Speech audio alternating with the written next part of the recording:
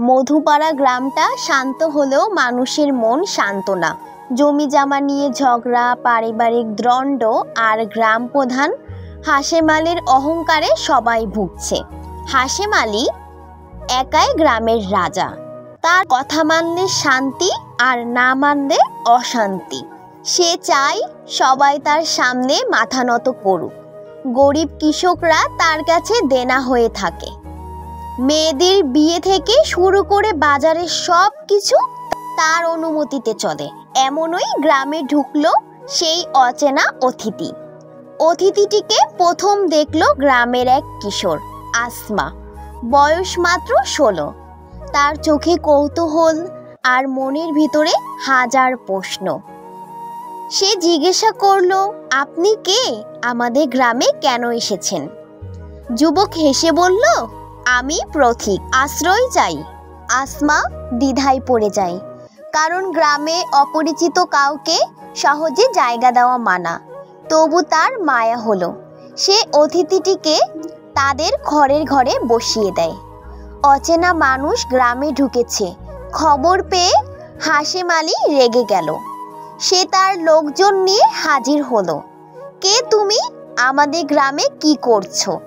যুবক শান্ত গলায় উত্তর দিল, আমি কোনো অপরাধী নই, শুধু আশ্রয় চেয়েছি। হাশেম আলী গর্জে উঠল, আমার অনুমতি ছাড়া এই গ্রামে কেউ থাকতে পারবে না, বের হয়ে যাও। কিন্তু আশ্চর্যজনকভাবে যুবক ভীতু হলো না, শুধু হেসে বলল, আমি এসেছি কারণ এই গ্রামে সত্য লুকিয়ে আছে। গ্রামবাসী হতবাক। সত্য মানে কি? কেউ কিছু বলল না। দিন যেতে লাগলো। অতিথি গ্রামে থেকে গেল। সে চুপচাপ মানুষের পাশে দাঁড়াতে শুরু করলো। কৃষকের ধান কাটতে সাহায্য করছে, অসুস্থ বাচ্চাকে ওষুধ দিচ্ছে, স্কুলে গিয়ে বাচ্চাদের পড়াচ্ছে। গ্রামের মানুষ অবাক। এত সাধারণ চেহারায় মানুষ এত কিছু জানে কিভাবে? কিন্তু হাশেম আলী বিষয়টা মেনে নিল না। সে লোকজনকে উস্কে দিতে লাগলো, এই লোকটা গুপ্তচর, একদিন গ্রামের ক্ষতি করবে। এক রাতে ঝড় উঠল। গ্রামের মসজিদের ছাদ ভেঙে পড়ল। সবাই দৌড়ে গেল। অতিথি সামনে এসে দাঁড়ালো।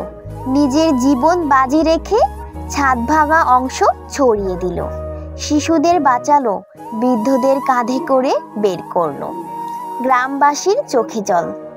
তারা বুঝলো এই মানুষ অপরিচিত হলেও তাদের জন্য নিজের জীবন দিতে প্রস্তুত। পরদিন সকালে সে গ্রামের সবাইকে জড়ো করলো। তারপর তার ব্যাগ থেকে বের করলো একটা চিঠি। চিঠিতে সরকারি সিলমোহর। সবার চোখ ছানা বড়া। লেখা আছে, আমি জেলা প্রশাসনের কর্মকর্তা। গ্রামীণ জীবনের বাস্তবতা জানার জন্য গোপনে এসেছিলাম। পুরো গ্রাম স্তব্ধ।